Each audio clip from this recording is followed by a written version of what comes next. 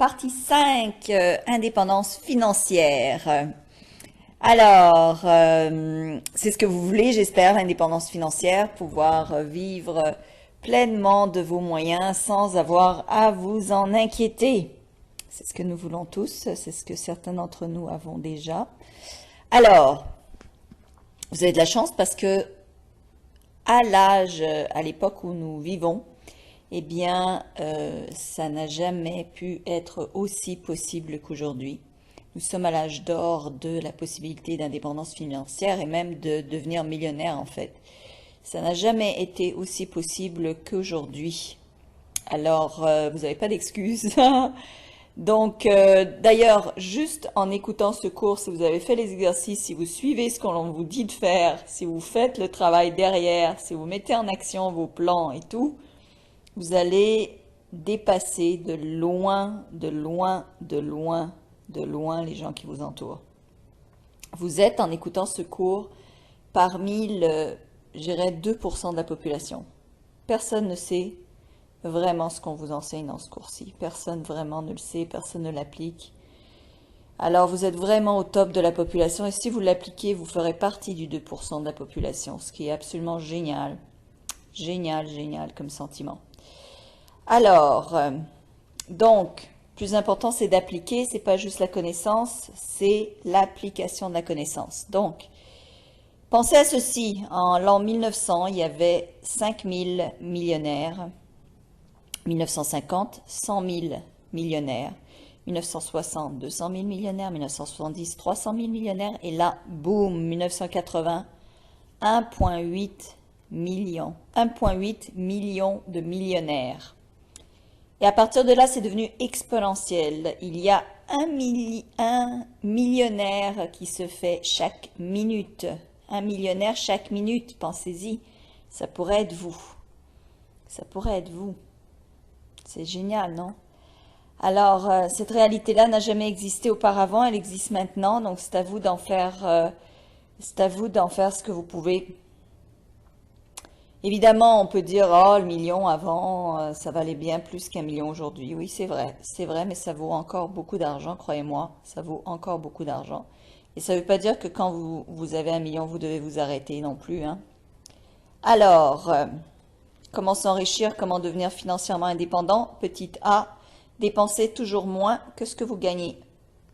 Dépensez toujours moins et de moins en moins. Plus vos revenus augmentent, plus vous avez à contrôler pour avoir justement ce tampon qui augmente plus et plus pour sauver de l'argent et l'investir. Sauver et l'investir. Vous pouvez être dans n'importe quel domaine aujourd'hui, dire « Oh, j'ai pas beaucoup d'argent, j'ai rien, etc. » Mais vous pouvez quand même sauver. Même si vous avez un petit salaire, vous pouvez quand même sauver 100 € par mois. 25 € par semaine, vous n'allez pas au resto, vous prenez pas un café, 2 cafés. Et au bout de quelques années, vous verrez que votre fortune augmentera considérablement. Ça, c'est certain. Certain. Alors, petit B, 10% de tout argent, gardez-le dès le départ. Donc, prenez les premiers 10% sur le dessus de votre paye. N'attendez pas la fin du mois pour sauver de l'argent parce que ça n'arrivera jamais, vous allez tout dépenser. Donc, sauvez de l'argent dès le début. Dès le début, mettez-le dans un compte que vous ne toucherez jamais. Jamais. Jamais, jamais, jamais, jamais, jamais. Donc, parce que si vous dites, ah, je vais peut-être le dépenser pour, ah, vous allez le dépenser. Jamais. Jamais. Donc, il y a des gens comme ça, ils reçoivent un boni et puis immédiatement ils se disent, ah, je viens de recevoir un boni. C'est comme si de l'argent leur brûlait les mains, il faut absolument qu'ils dépensent tout. Et ils se demandent après comment ça se fait qu'ils sont endettés. Donc, commencez un compte d'épargne, ouvrez un compte d'épargne. Petit C, avec 100 $ par mois, vous pouvez devenir millionnaire. Pensez-y. Avec 100 € par mois, vous pouvez devenir millionnaire. Ça s'est fait des milliers et des milliers et des milliers de fois. Donc 25 € par semaine, vous pouvez devenir millionnaire. Ça va vous prendre un peu plus de temps, mais ça va se faire. D. Décidez dès à présent et en avance que vous préférez être financièrement indépendant que d'avoir un statut social. D'accord? Donc, le statut social doit passer en deuxième par rapport à votre indépendance financière. C'est crucial, fondamental. C'est pas juste d'y penser, c'est vraiment, vraiment, vraiment de le faire. Donc, de prendre l'habitude de penser comme ça, ok? Alors, ce que ça veut dire, c'est que vous n'aurez pas immédiatement la toute nouvelle voiture. Vous n'aurez pas immédiatement les tout nouveaux vêtements avec la marque, classe et tout, frimé, tout ça, oubliez ça. De toute façon, les millionnaires, c'est ce qu'ils font. Les vrais de vrais, ils n'achètent pas, par exemple, de nouvelles voitures, ils attendent. De toute façon, la nouvelle voiture déprécie immédiatement dès qu'elle sort du garage. Ils vont l'acheter un peu plus usagée et ils vont attendre un petit peu, quelques temps. Ils vont l'acheter usagé avec pas beaucoup de kilométrage. Ils vont la garder 5-6 ans et après ils vont l'échanger, ils vont acheter autre chose. Il y a comme ça un gars pour lequel, en fait, l'homme le plus riche du monde à l'époque, pour lequel Brian Tracy a travaillé, valait 800 millions de dollars à l'époque. Cet homme-là s'habillait normalement, à une petite maison. En fait, il avait une maison, un quartier où les autres vivaient de chèque en chèque et étaient à 2 chèques de se retrouver sans maison, sans toit. Donc, très ordinaire, le gars, très terre à terre, il faisait attention, il mangeait pas dans des restaurants très chics. Il vivait entouré de ses maisons simples avec son 800 millions. Et il faisait attention à ses dépenses, il faisait attention à son argent. Et quand il avait besoin de se déplacer, il utilisait son jet privé de 25 millions de dollars. Alors, il investissait bien son argent. Donc, vous n'avez pas besoin de frimer, d'accord? De toute façon, les vrais millionnaires, les multimillionnaires et les milliardaires, vous allez voir, ils ont l'air vraiment de rien. Ils ne le montrent pas du tout. Alors, mettez de l'argent de côté et ne le touchez jamais, cet argent-là, le 10%, ne le touchez jamais, jamais, jamais, jamais, jamais, jamais, jamais, jamais. Ok? Donc, si vous voulez vous acheter une voiture, si vous voulez aller en voyage, si vous voulez vous acheter des bijoux, quelque chose de spécial, ouvrez un compte d'épargne séparé pour ce genre de dépenses-là. Mais un compte devrait être ouvert uniquement pour ce qu'on appelle, c'est la poule aux œufs d'or, c'est l'argent qui travaillera un jour pour vous, vous ne le touchez pas. Une fois que ça rentre dans ce compte, vous ne le touchez pas, vous pensez que c'est parti. Vous pensez que c'est parti et vous n'y pensez même plus. C'est comme s'il n'existait plus. Un jour, il va exister quand il va avoir 7 zéros derrière le 1. Mais avant ça, vous n'y touchez pas. D'accord? C'est vraiment la mentalité pour devenir financièrement indépendant et c'est fondamental, c'est très important. D'accord? Alors, vous voulez devenir riche, vous voulez avoir de l'argent, vous devrez apprendre quelques concepts sur les valeurs de l'argent. Alors, les valeurs de l'argent n'ont jamais changé, elles ne changeront jamais. Et une fois que vous comprendrez ça et que vous les utilisez, ces principes-là qui ont l'air si simples et si faciles et pourtant très peu de gens les utilisent. Quand vous les utiliserez, vous aussi, vous commencerez à voir l'abondance arriver chez vous. Alors, le premier de ces valeurs, l'argent, va venir et rester là où il est apprécié. Alors, c'est drôle, c'est comme une énergie, c'est comme une personne. Il déteste les endroits qui ne le respectent pas, qui ne l'aiment pas. Mais il va rester dans les endroits qui le respectent, qui l'aiment, qui l'apprécient. Comme un individu. C'est une énergie, l'argent, hein. C'est peut-être une énergie faite de papier, de métal, mais c'est une énergie. Plus vous traitez votre argent bien, et plus vous allez en accumuler. Alors, comment sait-on qu'on traite bien là son argent? Ben, regardez de la manière dont vous traitez votre argent. Alors, tout d'abord, si votre argent est tout dans une espèce de tas, tout écrapoutillé dans votre poche, ou écrasé, ou mélangé, ou n'importe comment, dans n'importe quoi, vous ne savez pas exactement combien vous en avez, vous ne savez pas vos comptes chèques, vous ne savez même pas où sont vos chèques, vous n'avez pas d'idée des factures qui rentrent, vous ne savez pas comment vous allez les payer, vous n'avez aucune gestion financière, vous ne savez pas comment vous allez payer vos factures, ni combien d'argent rentre. Une fois que l'argent est dans vos poches, elle est complètement écrasée, pas bien rangée, et bien tout ça, c'est des aspects que vous ne respectez pas l'argent. Et si vous ne respectez pas l'argent, l'argent va faire son chemin, va peut-être venir un petit peu, mais restera pas. Restera pas longtemps en tout cas. Peut-être qu'il passera même pas. Il va passer rapidement comme en voiture devant votre porte, mais il va pas s'arrêter. Alors, soyez vraiment respectueux de votre argent. La première fois que j'ai appris ça, qu'on m'a dit ça, j'ai tellement rigolé. J'ai dit, mais c'est n'importe quoi cette histoire de respect de l'argent. Mais c'est quoi cette histoire-là? Pas devenir une secte et tout. Et je me suis dit, allez, j'ai rien à perdre. J'avais pas beaucoup d'argent d'ailleurs à l'époque quand j'ai pensé ça. Je me suis dit, allez, j'ai rien à perdre. Je vais le faire le truc de respecter l'argent. J'ai commencé à bien le placer en ordre. Commencé à défaire les petits coins, me dire, waouh, t'es joli, les beaux billets et tout. Et soudainement, les billets ont commencé à s'accumuler d'une manière épatante. Je me suis dit, tiens, c'est peut-être pas si fou que ça, cette histoire. Alors, les gens riches respectent énormément leur argent. Vous allez toujours les voir avec leurs billets bien placés dans leur porte-monnaie, avec les petites pièces bien dans l'endroit où est-ce qu'elles doivent être, dans leur petit porte-monnaie, sinon dans des bocaux, sinon à la banque. Très attention à leur argent. Les gens dont les affaires financières sont en ordre sont ceux qui attirent et qui ont le plus d'argent et qui en auront toujours beaucoup plus que ceux qui n'ont pas leurs affaires financières en ordre. Alors, le point de départ, c'est évidemment de commencer dès à présent. Donc, arrêtez cette vidéo et mettez vos affaires financières en ordre. Asseyez-vous, organisez toutes vos affaires financières, c'est-à-dire organisez, budgétez, regardez à tout, ouvrez vos comptes, vos factures, organisez-les.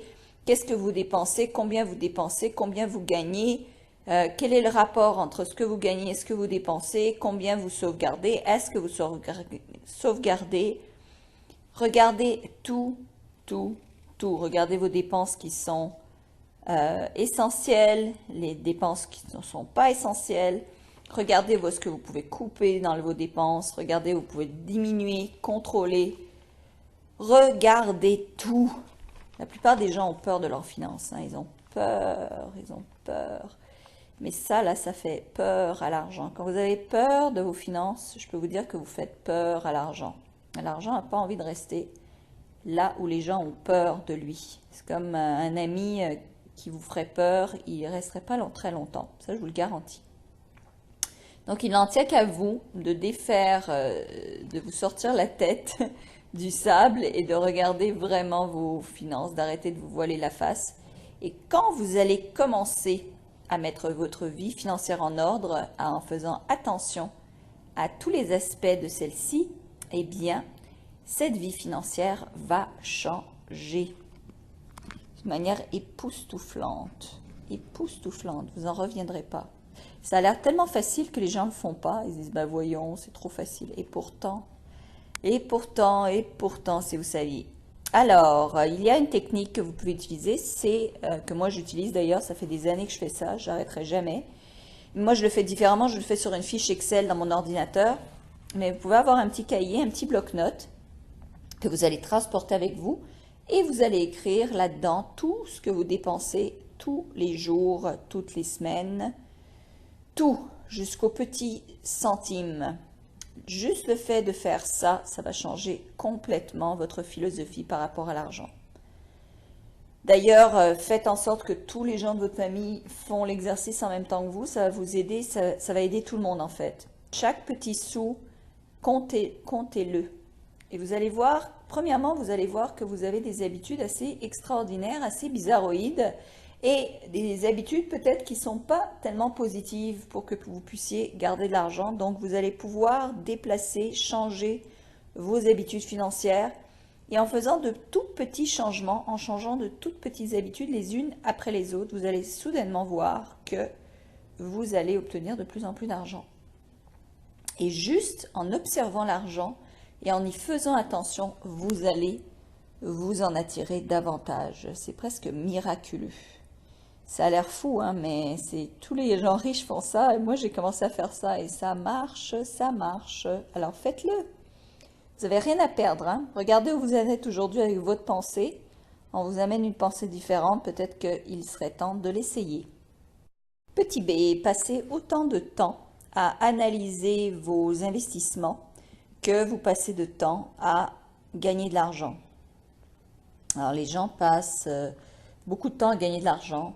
Ils accumulent, ils accumulent, ils accumulent. Puis un jour, quelqu'un leur dit: Hey, regarde, j'ai un placement financier super facile, viens, investis. Et hop, ils dépensent tout sans même se poser la moindre question. Ce qui nous amène au petit C. L'argent est très facile à perdre. Alors, c'est difficile de le gagner, mais c'est très facile de dépenser. Donc, faites attention comment vous le dépensez. C'est beaucoup plus facile de dépenser l'argent que de le gagner. Alors, rappelez-vous quand vous devez gagner, quand vous devez dépenser l'argent, à quel point ça vous a pris de l'énergie pour le gagner. Petit D, les gens qui ont de l'argent sont très méticuleux au niveau de leurs affaires et surtout au niveau des affaires dans lesquelles ils vont investir. Donc faites vraiment attention là où vous investissez votre argent. À un moment donné, vous aurez beaucoup plus d'argent si vous suivez ces cours vraiment à la lettre. Vous allez avoir de plus en plus d'argent. Donc faites attention dans quelle entreprise vous allez l'investir. Donc étudiez tous les détails de l'entreprise avant d'investir. Petit E, les experts en investissement. Alors, un jour viendra où il y a des experts en investissement, en placement financier qui vont venir vous voir pour vous aider à placer votre argent. Ce n'est pas déjà le cas des banquiers, par exemple. On aime ça, les banquiers. Alors, les banquiers viennent et ils demandent d'avoir toutes vos informations financières pour placer votre argent. Moi, ce que je vous conseille, c'est de faire comme tous les gens riches font, en fait. Tous les gens riches qui ont un petit peu un grain de sel dans la tête, c'est de leur demander leurs états financiers. Parce que si vous avez de l'argent à placer, c'est quand même mieux de les placer avec de l'argent, avec des gens qui ont de l'argent. La plupart des banquiers, des gens qui travaillent à la banque, n'ont pas un sou. Ils travaillent au salaire normal, ils n'arrivent pas à accumuler de l'argent, ils ont leur petite vie, ils ne savent même pas investir, mais ils vont vous investir votre argent. Ils vont vous dire comment investir votre argent. Personnellement, moi je préfère que ce soit des gens qui investissent leur argent et qui ont de l'argent et qui gagnent de l'argent avec leur investissement qui me montrent comment je devrais investir le mien. Alors, n'investissez jamais de l'argent avec quelqu'un qui a moins bonne finance que vous. Donc, si quelqu'un, un expert, un soi-disant expert financier vient vous voir et vous demande d'investir votre argent, demandez-lui ses relevés financiers, demandez-lui combien il gagne, demandez-lui ses retours d'impôts et de taxes pour être certain que lui aussi, il est riche. Et vous allez voir que la plupart vont disparaître, vont jamais plus vous rappeler. Alors, les gens riches détestent parier, détestent spéculer. On déteste les lotos, par exemple. Il y a beaucoup de gens qui disent « Ah, est-ce que je peux gagner à la loto ?» On déteste les loteries. Pourquoi? Il y a quelque chose de presque, je dirais, viscéral combien on déteste ça. Je vais vous dire, c'est parce que premièrement, on pense qu'il y a quelque chose de moralement qui est de travers dans cette histoire-là. C'est comme de gagner quelque chose pour rien. Et ça fait bizarroïde. D'ailleurs, la plupart des gens qui jouent au loto perdent beaucoup plus par la suite. Ils dépensent beaucoup plus qu'ils n'ont gagné parce qu'ils n'ont aucune éducation financière. Alors, c'est comme ça sert à rien. Perte de temps. Les gens qui sont riches et qui ont des bonnes finances en santé aiment les risques, en fait, calculer leur développement financier en utilisant leurs talents, leurs habiletés et leur intelligence pour augmenter leurs gains, pour être en avance financièrement. Donc, c'est ça qu'ils aiment, mais non pas d'avoir des jeux ou de la spéculation. Il y a une erreur fondamentale que les gens qui se mettent à avoir de l'argent font, et donc on ne veut pas que vous la fassiez. Donc, quand vous commencez à avoir un peu plus d'argent, l'erreur fondamentale, c'est de se dire « Ah, je peux me permettre de risquer un petit peu. Je vais me permettre de risquer un petit peu parce que je peux risquer et perdre. Je peux risquer et perdre mon argent. » Jamais, jamais, jamais, jamais, jamais, jamais, jamais, jamais, jamais, jamais rien risquer un petit peu parce que quand vous commencez à risquer un petit peu, vous n'allez pas perdre juste un petit peu. Vous allez finir par risquer beaucoup et perdre beaucoup, beaucoup plus que ce que vous ne pensiez au début. Alors, ne risquez jamais rien. Alors, il y a des gens qui vont dire « Oui, mais les gens d'affaires, leur mission, c'est de prendre des risques et de perdre peut-être. » Non. La mission des gens d'affaires, c'est de faire des profits. C'est ça la mission. C'est pas de prendre des risques et de perdre. Les gens qui ont du succès vont être portés par la vague des risques pour arriver au profit. Les gens qui n'ont pas de succès vont carrément se faire ramasser par la vague contre les rochers et auront aucun profit. Donc, ne prenez pas de risques. Vous devez calculer, tout calculer, tout calculer, tout calculer tout le temps. Tout le temps, tout le temps, tout le temps pour faire du profit. D'accord? Alors, si vous voyez qu'il y a une chance de perdre son argent, vous vous dépêchez de partir de là. La règle numéro 1 à retenir, c'est ne perdez jamais votre argent. Règle numéro 2, si vous doutez, revenez à la règle numéro 1. Parce que perdre son argent, c'est la chose la plus facile à faire. Puis après ça, c'est très difficile de la récupérer. Donc, vous ne voulez pas le perdre. Une fois que vous l'avez, vous voulez le conserver, le cajoler et le faire multiplier, lui faire des bébés et qui reste en grande quantité chez vous. Alors, ne vous dépêchez jamais, jamais, jamais, jamais de faire des investissements. Et rappelez-vous qu'il y aura toujours un autre investissement. Donc, si quelqu'un vous demande de vous dépêcher pour faire un investissement, dites-lui non, non, non, non, non, non, non, je vais réfléchir. 24 heures, 72 heures, prenez votre temps. Il y aura toujours un autre bus, il y aura toujours un autre investissement, il y aura toujours une autre opportunité de faire de l'argent. Quatrièmement, la loi de l'accumulation. Alors, dans la loi de l'accumulation, qu'est-ce que ça dit? C'est de sauver 10 à 20% de votre profit, de votre paye, de votre gain.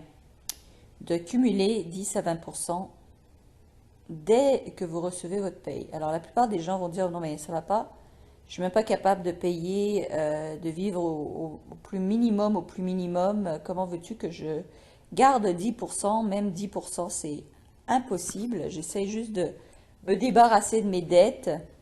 Alors, c'est une belle théorie, ton histoire, Slavika, mais en vérité, on n'est même pas capable de sauver 10%. Alors, sachez cette loi qui est fondamentale. Si vous avez quelque chose et que vous l'aimez, vous créerez une force d'attraction incroyable autour de cette chose et vous en accumulerez davantage. Les amis s'attirent, n'est-ce pas? Donc, plus vous allez aimer ce que vous avez et que vous allez le conserver, plus vous allez vous en attirer des masses et des masses et des masses et des masses. Si vous n'en avez pas, vous risquez de perdre ce que vous n'avez pas. Alors, pour ceux qui ont, plus sera donné. Pour ceux qui n'ont pas, tout sera retiré. Malheureusement, c'est comme ça que ça marche. Alors, comment faire? Comment faire? Comment faire? Alors, si vous n'avez rien, eh bien, trouvez une manière d'avoir au moins de sauvegarder 1%. 1%, c'est faisable. Prenez cette décision, ok? Prenez cette décision et aussi décidez que vous deviendrez riche à la longue, ok? N'essayez pas de devenir riche en une nuit, ok? Alors, si vous ne pouvez pas sauvegarder 10%, sauvez 1%. 1%, c'est rien 1%, ok? Mais juste sauver 1%, ça va vous changer complètement votre mental entre payer des dettes et sauver de l'argent. Plus vous allez penser à sauver de l'argent, plus l'argent va venir à vous pour que vous puissiez vous en sauver. C'est extrêmement puissant, ce concept. Extrêmement, extrêmement puissant. Ça a l'air facile comme ça a l'air simple, simplet même. Pourtant, c'est fondamentalement transformationnel.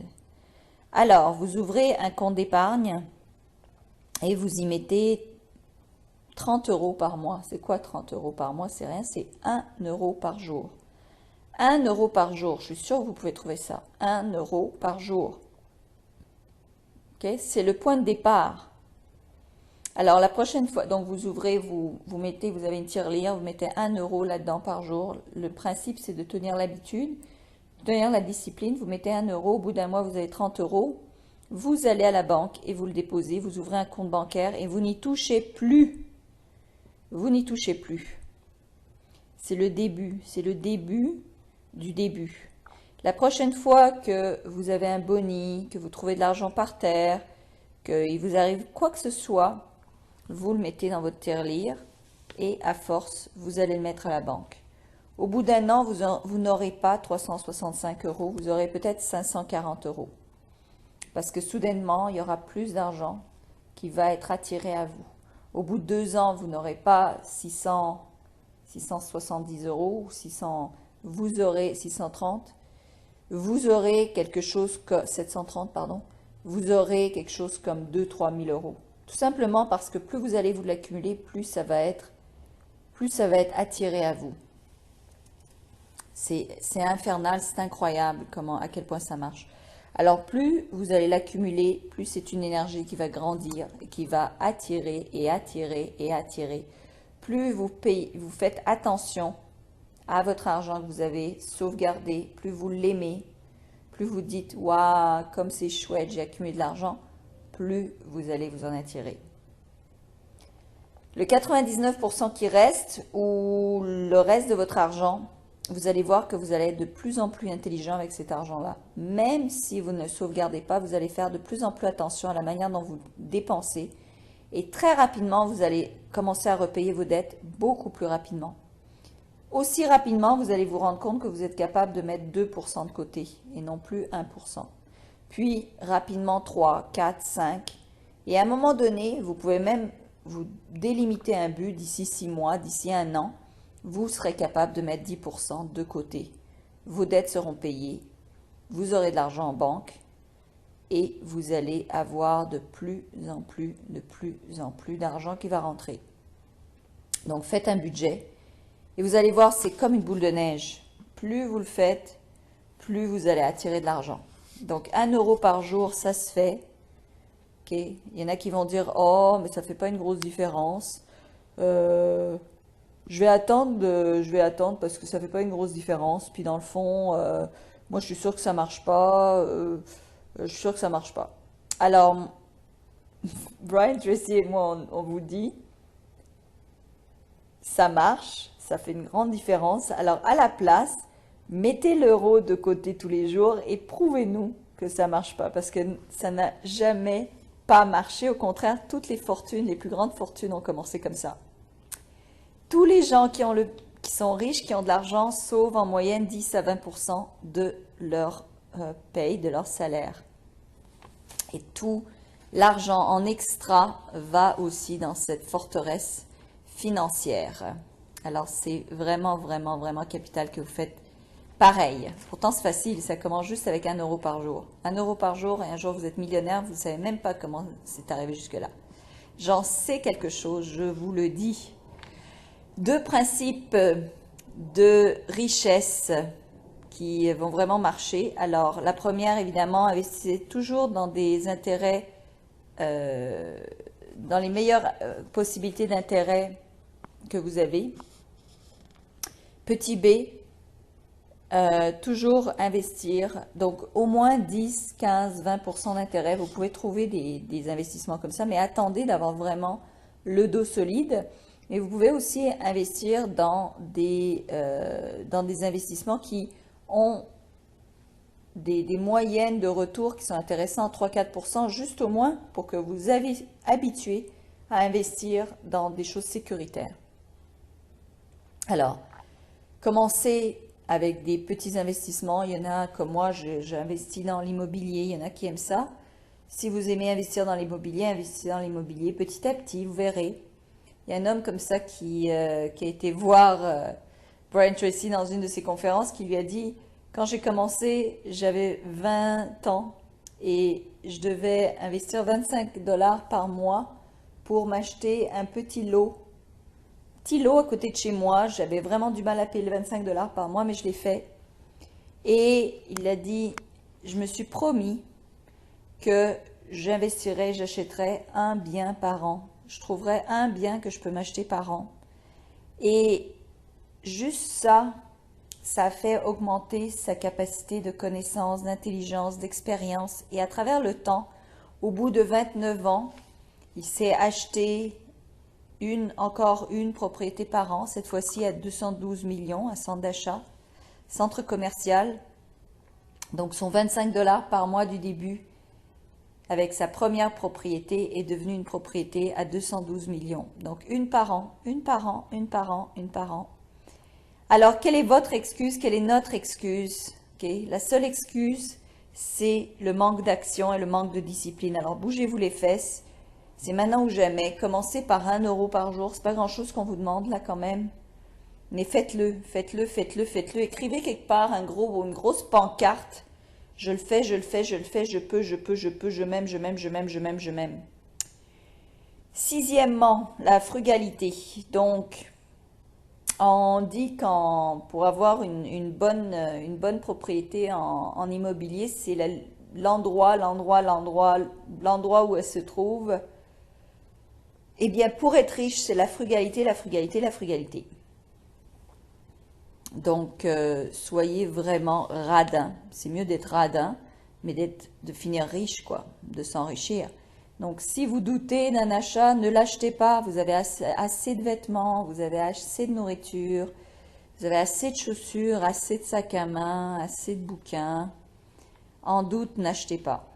D'ailleurs, il y a ce qu'on appelle, Sabra Interesting n'en parle pas, mais il y a ce qu'on appelle la minute du millionnaire, c'est-à-dire que avant de payer, passez 1 minute devant la caisse et demandez-vous, est-ce que j'en ai vraiment besoin? Ou est-ce que ça va finir dans un coin de mon garde-robe et je vais finir par le donner dans 2 ans, 3 ans? Sinon, si c'est vraiment ça, eh bien, donnez de l'argent ou aidez les pauvres dès à présent au lieu d'acheter des vêtements que vous finirez par donner sans jamais les avoir portés. Septièmement, développez la qualité de patience. Ayez cette qualité de voir les choses sur le long terme, d'accord? Avec une augmentation du rythme de votre prospérité sur le long terme. Alors, ça se peut que vous gagnez rapidement, mais pensez sur le long terme. La plupart des millionnaires se font en 22 ans. C'est comme une force d'érosion, petit à petit, petit à petit, petit à petit. Surtout, ne dites à personne que vous êtes millionnaire, ne dites à personne que vous essayez de devenir millionnaire, parce que les gens non seulement vont rire de vous, mais une fois que vous serez millionnaire, ils seront tous là à essayer de vous piquer votre argent. C'est une blague, évidemment. Mais gardez pour vous vos projets, c'est toujours mieux.